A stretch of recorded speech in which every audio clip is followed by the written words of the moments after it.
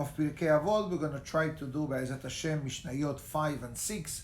Today, the 11th day of Elul, August 31st, Shi'ur class graciously dedicated by Mr. Clement Rahamim Beda Hamu Yakohen, La'ilui Nishmat, his beloved father, Hacham Shabetai Beda Hamu Yakohen Ben Mazal.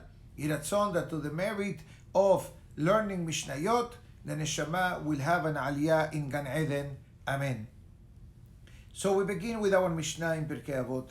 Rabbi Hanina ben Hachinai Omer, Hane'or Balayla, a person who stays awake at night, Behamehalech Baderech Yehidi, or a person who travels on the road alone, Umfane Libo Lebatala, and turns his heart to idle thoughts, Harezeh Mithayev Benafsho, this person bears guilt to his neshama. I know I just gave you the literal translation of the Mishnah, but I wanted to do this especially in this Mishnah. And Be'ezat Hashem will open the Mishnah and the next Mishnah with a beautiful Mefarshim. So the Mishnah writes, or the commentary writes, and it says that the Gemara writes, La Ibra Lela Ela Legirsa. One of the main concepts that the night exists is for a person to be able to learn Torah. And I believe that the Rambam says that most of the wisdom of the day can be achieved and can be learned throughout the night. Why? Because the night is a quiet moment in the 24-hour cycle of the person. Obviously, we're not saying to stay up all night every night. Stay up when you need to stay up. Shavuot, Hoshana Rabbah, early rising, Shavuot Shel Pesach. But people need to sleep.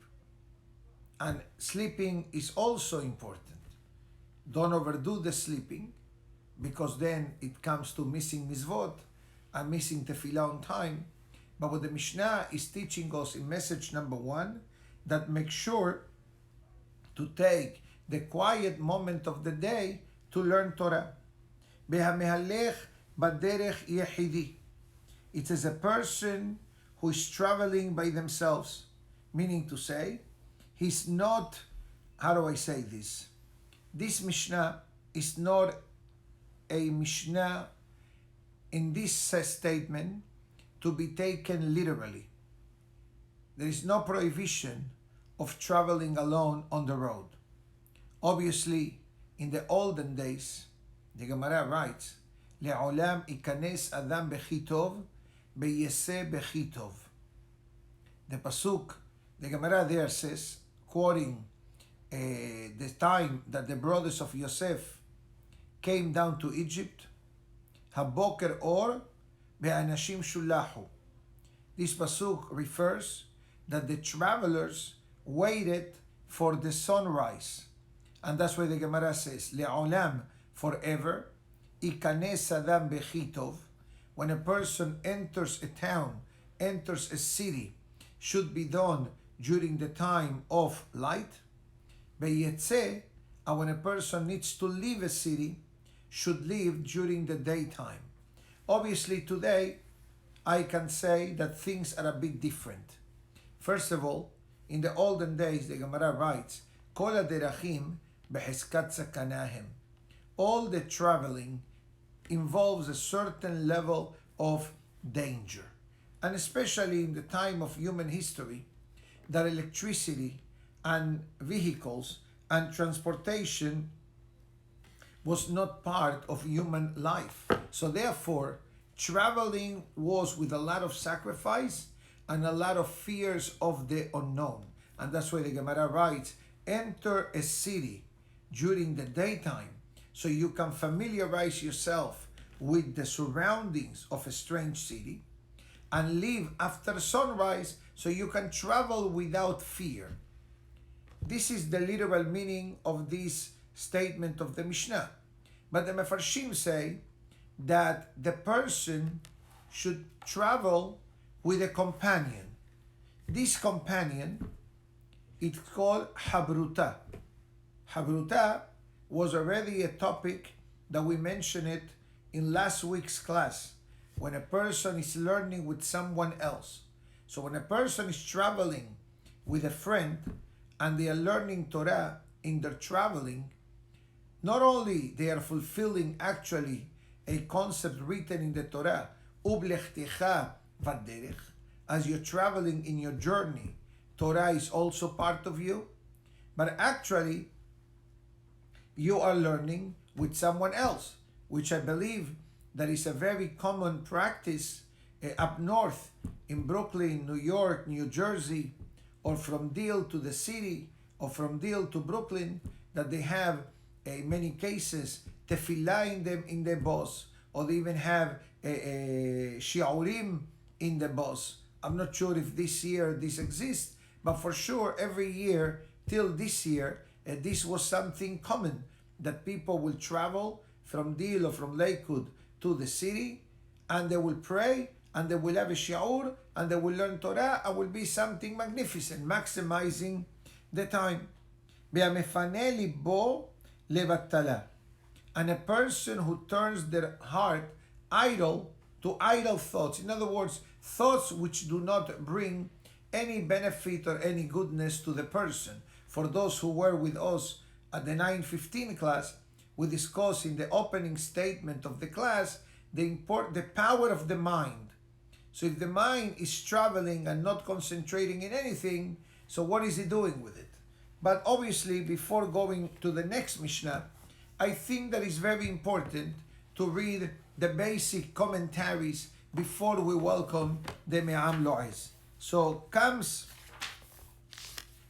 Rabbeinu Obadiah of Bartenura, and it says that the night he gives the Mishnah, he speaks on this Mishnah a bit different perspective. And it says as follows: the person who stays up through the night. Now, in the olden days, Rabbeinu Obadiah of Bartenura says, "Umehashev belibo divrei havai." He's thinking in his heart about nonsense.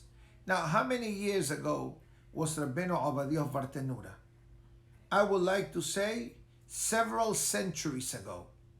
So in his time, there was no TV, there was no iPad, there was no computers like we have today.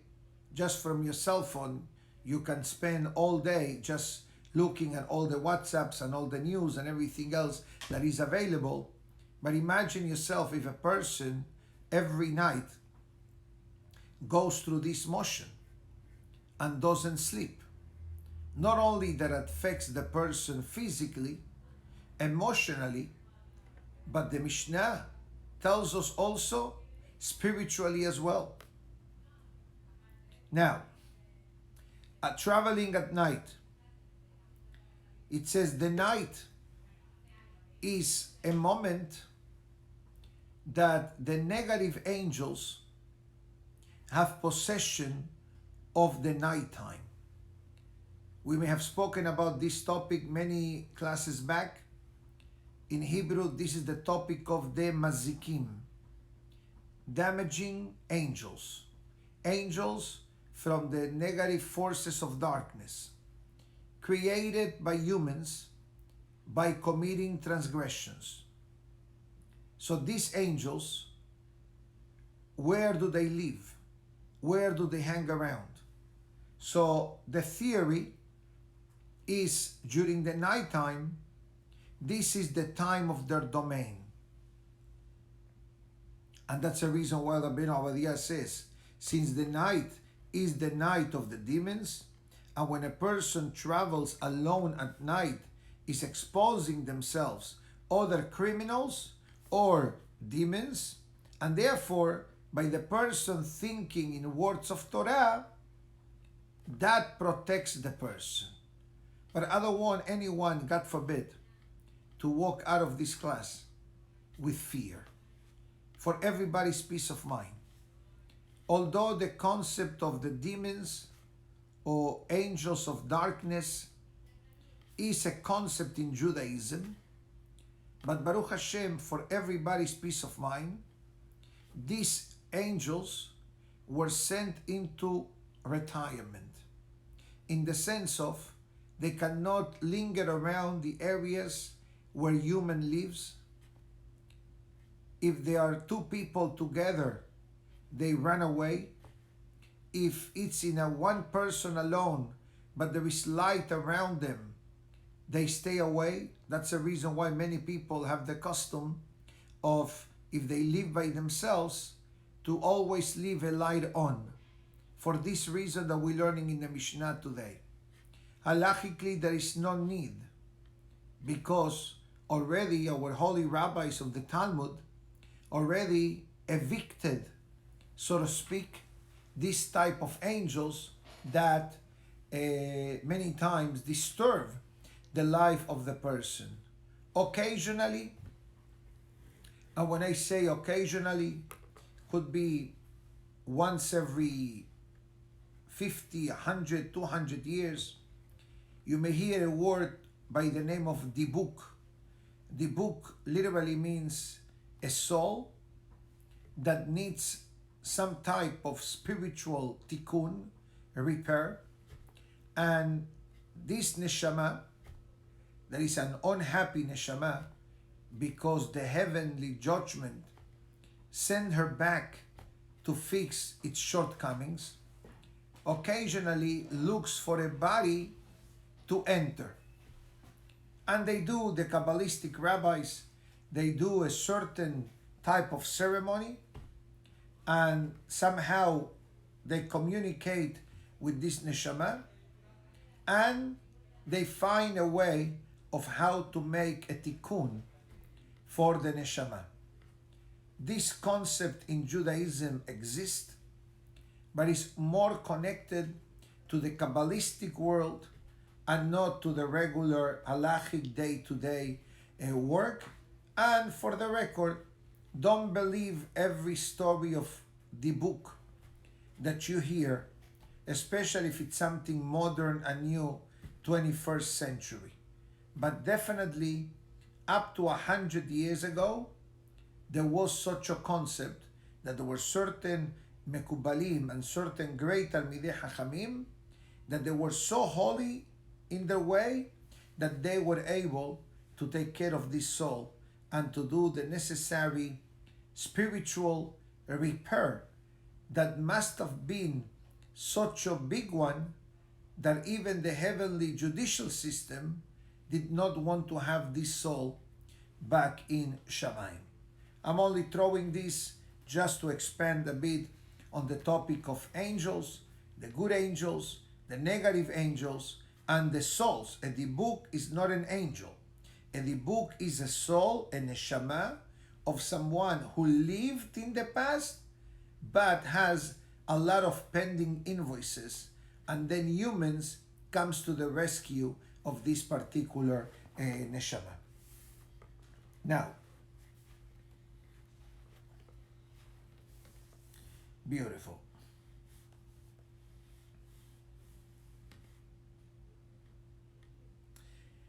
Now, the Mishnah, the Meiri, brings a whole different perspective of this Mishnah.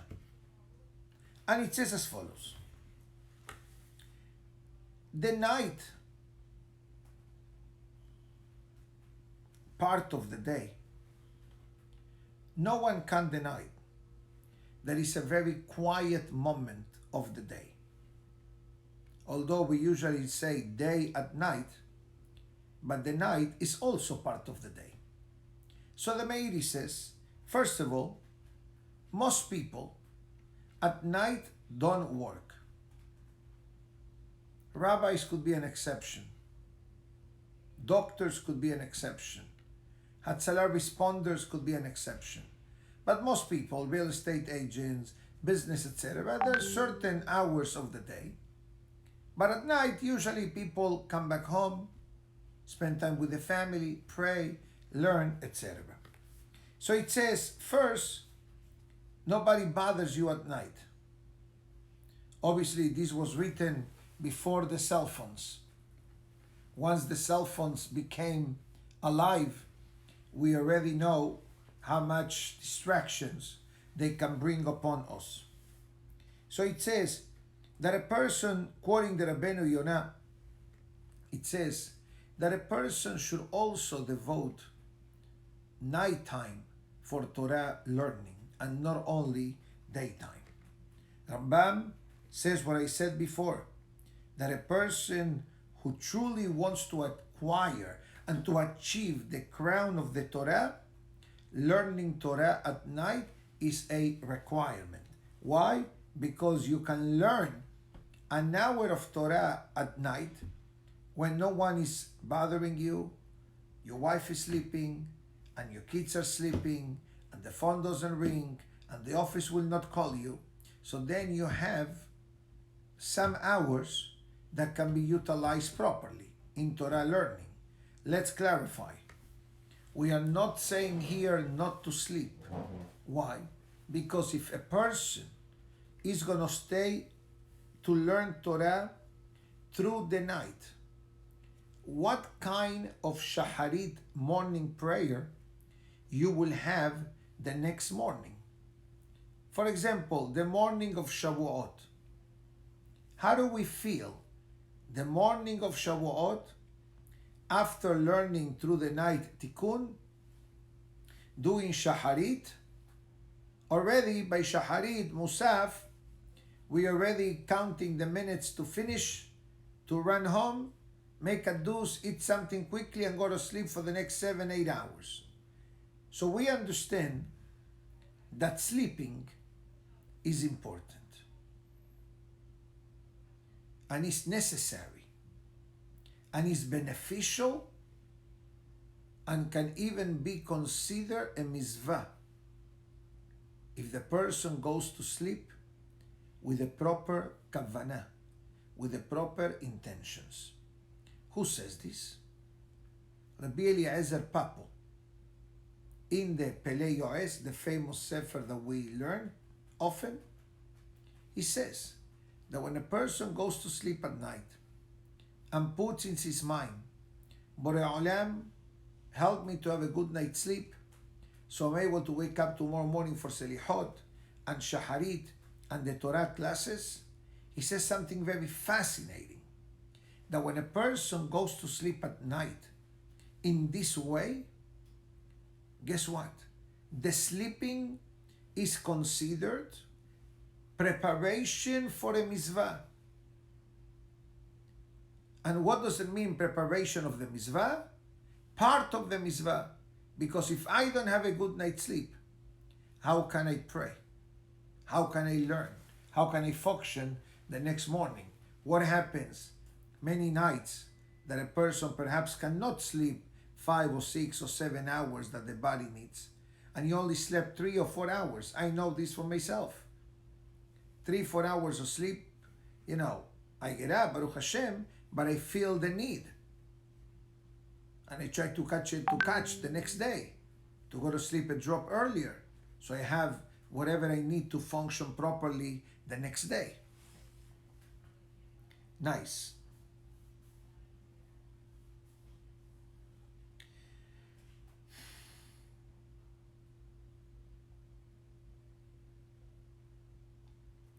The Meiri brings another concept, and it says the mind of the person cannot be empty.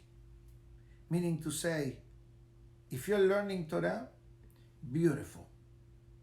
But let's say you're not learning. You are thinking of a business idea. That's fine. God forbid, the Torah doesn't want the person not to think and not to do business. The opposite. The Torah wants you to do business, but as we mentioned in last week's Torah portion, do it in a kosher way.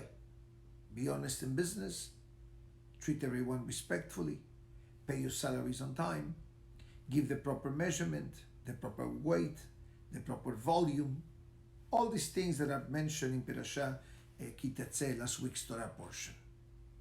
But what happens if God forbid, there is no Torah thinking in the brain, and there is not even business of good thoughts in the brain of the person, then the brain becomes exposed to whatever the Yetzer Hara wants the person to be influenced by. That's what the Meiri writes. It says, if it's Derech Eretz, which is business, if it's Torah, Hazak, something. But if the brain is empty, meaning to say without any positive and good thinking, what do you think is going to stop the brain of the person? Very interesting perspective from the great Rabbeinu Yonah and the Meiri. Now, we're going to welcome for a few moments before we go to the next Mishnah, Rabbi Eliezer Mechila, the Yalkut Me'am Lo'ez, Rabbi Yaakov Kuli, I believe. Correct.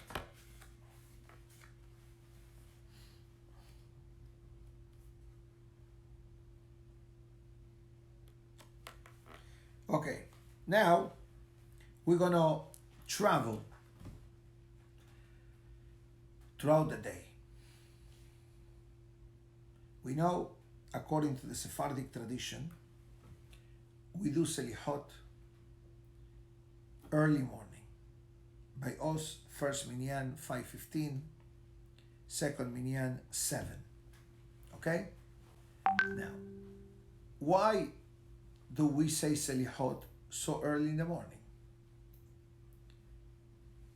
So I will read the commentary of today's Mishnah from the Me'am Lo'ez, and then that will answer also the question of Selihot.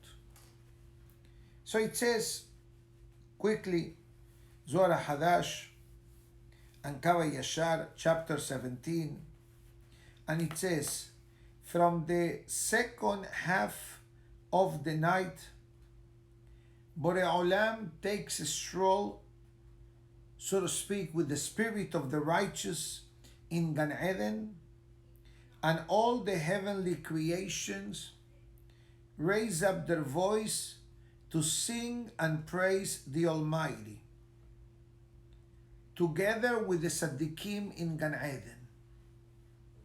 And when a person in that moment is learning Torah, meaning to say that a person sacrifices his sleep, or perhaps the person goes to sleep early at night and wakes up every day, let's say, at 3 o'clock to learn from 3 to 5, which, by the way, in the Hasidic yeshiva system, the learning seder, in many of them, begins at 5:30 in the morning, every day, Sunday through Friday. This is called in the yeshiva world fartug. Far, before, tug means day, before sunrise. There is such a concept. In the Mekubalim world, the night learning is the best of the day. So it says, the Zohar Kadosh quickly, that person that is learning Torah, let's say you're in Miami, or you're in Brooklyn, or you're in Deal, or wherever you are in the world, and you are learning Torah, the Borei Olam listens to the voice of this person in Gan Eden, and Hashem and all the Tzaddikim turn the ears, and the righteous ask, who is the sound of? Who is that person that is learning Torah? And Hashem says, don't you recognize him? This is Yosef ben David. This is Abraham ben Moshe, which is sitting down and learning Torah. And it says, the Zohar Kadosh, that at that moment, the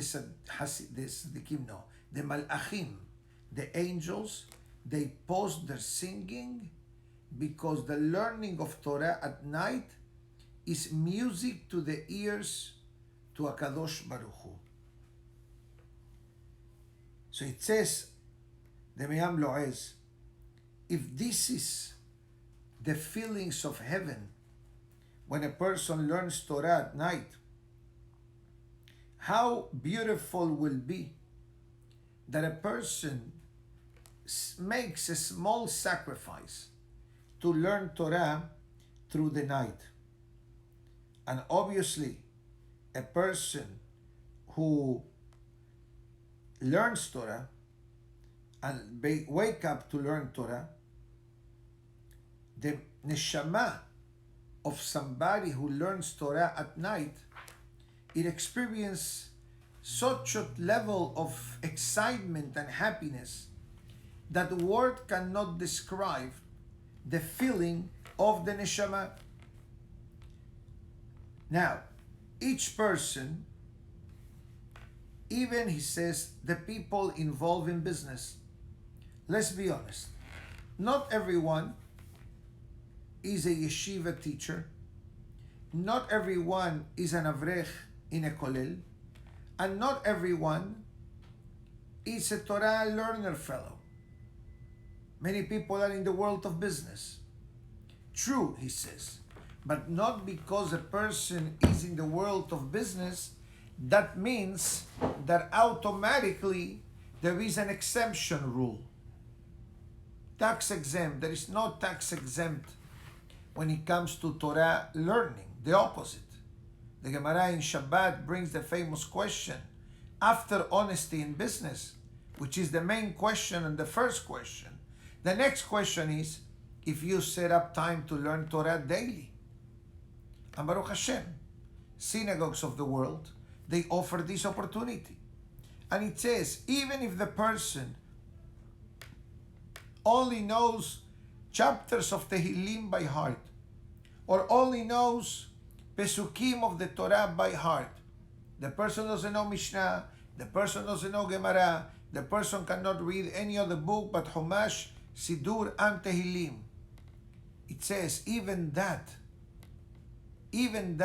with a good intention, with a holy and proper intention, it brings a tremendous amount of joy and happiness to HaKadosh Baruch Hu. And not only that, that also brings healing to the human body. The zechut of learning Torah past midnight. Again, some of us need to be sleeping by midnight, so when we wake up the next day at 4 o'clock, we're going to be able to have at least a few hours of sleep. Because if a person is going to stay up and then go to sleep and then wake up or wake up late, so what is the priority? Needless to say that praying with the minyan and saying Shema on time and saying the Amidah on time and Shaharit on time, it carries a huge amount of weight in the spiritual world of the aspect of learning, etc.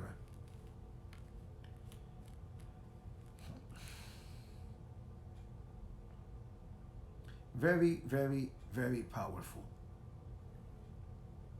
And even before I go to the next Mishnah for a few minutes, even now, we are in the month of Elul.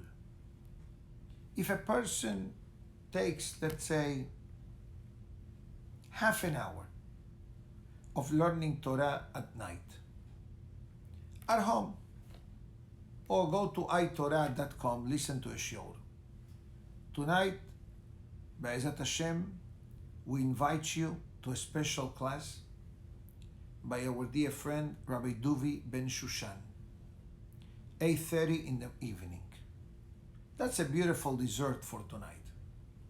Listen to the live class, then go to sleep, wake up the next day for Selihot and prayers, or whatever you need to do, Be'ezat Hashem. But it's a good beginning. And this is part of the action plan that we can definitely activate in the month of Elul, which we are about to hit the 15th of Elul by this Shabbat. So we have 2.5 weeks to make this as an integral part of our spiritual life. Now, I believe that Torah will be broadcasting live this shiur tonight, but also will be available via my Zoom account that will share with the Kahal for those that are registered in the email and WhatsApp list. Otherwise, feel free to contact me via message. I will try to share the contact, but we're making every effort to have Torah broadcasting live tonight. So with that being said, let's go quickly to the next Mishnah. And the next Mishnah says as follows. Rabbi Nehuniah ben Akana Omer, כל המקבל עליו עול תורה, מעבירים ממנו עול מלכות בעול דרך ארץ. Whoever accepts upon themselves the yoke of Torah, remove from him the yoke of the government and the yoke of responsibilities.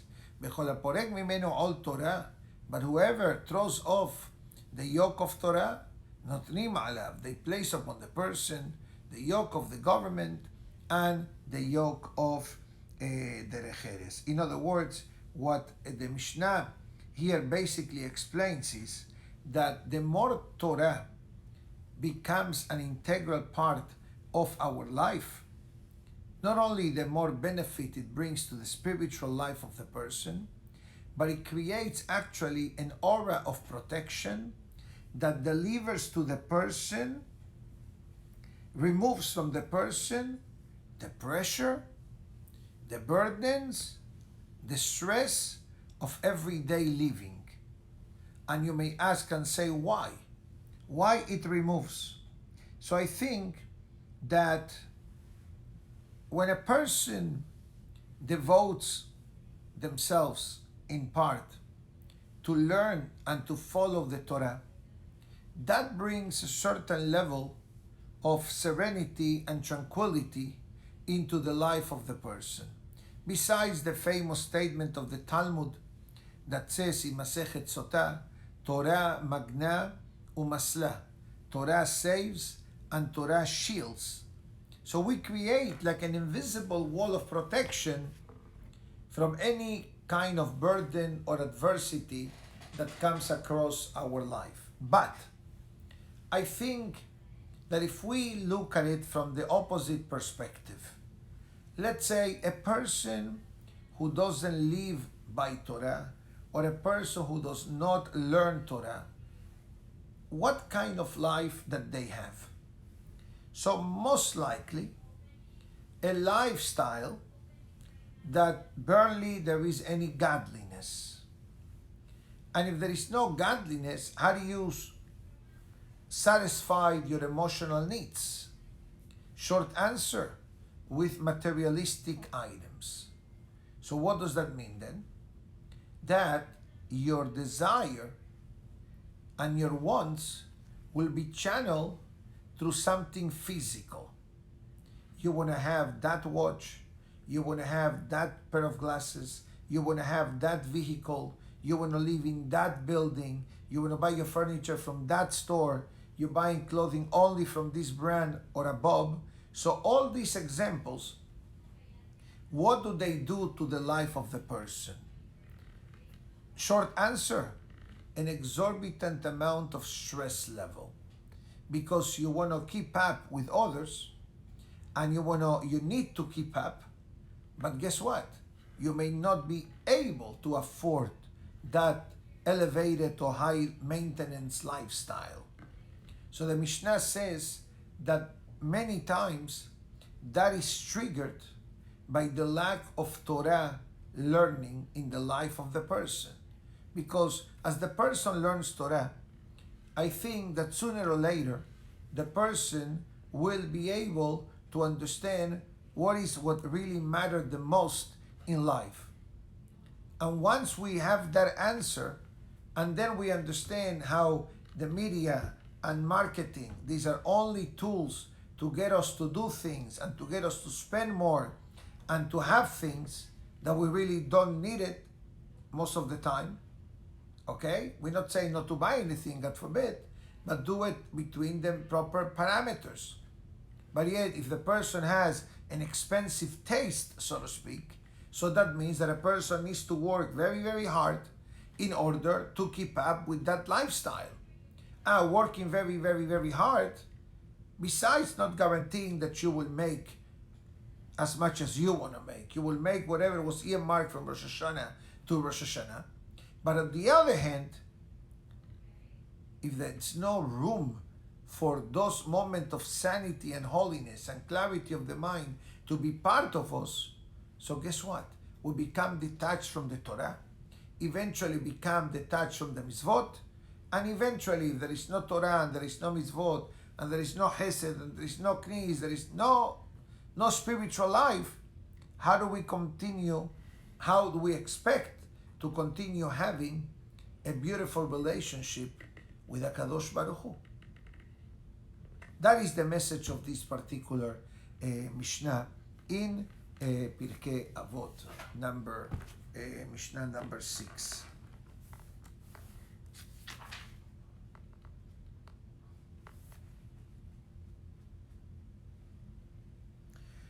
It says, the commentary here from the Mishnah, that when a person learns Torah and the person has set times for Torah learning day and night, whatever amount of hours a day a person invests is crowned with beracha. And the zechut of the Torah learning, Hashem removes the burdens that life many, many times brings upon the person. Many times this burden and this stress level is created by the person themselves, by us. Because I want to have that, I want to buy that, I want to buy that, I want to get that, I want to live there. So guess what? A person who truly understands ways of Torah doesn't really goes that route. It doesn't mean that if you learn Torah you cannot live nice, comfortable, etc. Of course you can. If you have the means, of course you can. Don't do more than you can. Actually, the Gemara says a person should always do a bit less than they can, unless when it comes to do things for the wife. Go the extra step to make your wife love, to make your wife happy, and to preserve and to increase the love relationship between husband and wife. That's one of the exceptions, that a man needs to go above and beyond just for the sake of shalom. But the wife obviously should not take advantage of what I just said and do copy and paste and say the rabbi said. The wife also needs to be conscientious and to understand the ups and downs of life, etc. Rabbi Yosef Galimidi writes, and it says that if a person says the Torah is too difficult for me, I don't have the brain, or the mitzvot are too strict, etc., so has v'shalom, if a person evicts the Torah and the mitzvot from the life, so God forbid, that becomes like an attraction, like a magnet to headaches in the life of the person. It is fascinating how the Mefarshim explain this particular concept, that, for example, the Parasha Kitavo, this week's Torah portion, the Parasha brings us 98 curses or warnings. I like to say warnings. Okay? And at the end of all of them, you want to know the reason why. Why? The Parasha says, because we fail to serve God with simcha, with happiness, betuv levav, and joy in our heart, be'avat merov kol, when we had the opportunity to do so. Look how simple the Torah puts it. Happiness. Joy in the heart that we are able to serve Hashem, that we are able to do mitzvot, that we are able to pray in the knis, Baruch Hashem, that we are able to learn Torah, etc. And it says that yes, Adam la'amal yulad, even though you say, but Rabbi, the person was born or was created to toil. The question is, what kind of toiling are you going to have in your life? And before I conclude, I don't want anybody to misunderstand what the Mishnah is saying. The Mishnah didn't tell me asur to go to work. The opposite, the Mishnah actually encourages the person to go to work, but יפה תלמוד תורה עם דרך ארץ, שיגיעת שניהם מנעת עוון. The Mishnah says, great is Torah and learning, because when you have this combination, it prevents sins. What kinds of sins? Whatever sin it may be, including stealing. Why? Since the person has a livelihood, Baruch Hashem, and the person is learning Torah, Baruch Hashem again, because I'm working according to the Torah standards, according to the Torah guidance, rules and regulations, which at the end of the day are there to make society the best way possible, and the person to develop good midot in the aspect or in the field of work. And once we have this beautiful combination between Torah and learning, so then the person's life changes. And those who learn and work can guarantee you that benefit. And that's the reason why, there is a concept of kolel. Kolel means individuals, usually on the younger years, that they want to take advantage of the youthfulness and the peace of mind, because they start actually building a family, to build themselves with Torah knowledge and hours of Torah learning that can only make the person a better man, a better human, a better husband, or a better wife. Also, ladies need to have some type of learning to develop themselves as shethails, as wives, as mothers, as future grandmothers, but all within the parameters of tranquility, serenity, happiness, love, joy, and obviously Torah learning, observance of the mitzvot, and connection with the Kadosh Baruch Hu. My dear friends, would like once again to say Tizke mitzvot to our dear member and friend, Mr. Clemon Rahamim Beda Hamuya Kohen, for graciously sponsoring today's class. La'ilui Nishmat, his beloved father, Hacham Shabbatai Beda Hamuya Kohen Ben Mazal, and Be'ezat Hashem, we should be able to see each other back tonight at 8:30, welcoming Rabbi Dubi Ben Shushan for the Edmond J. Safra Synagogue in Miami, Florida. And Be'ezat Hashem will broadcast hopefully live via itorah.com and or my Zoom channel, and feel free to contact me if you don't have it. Shavua Tov u'mevorach to everyone. Have a great day.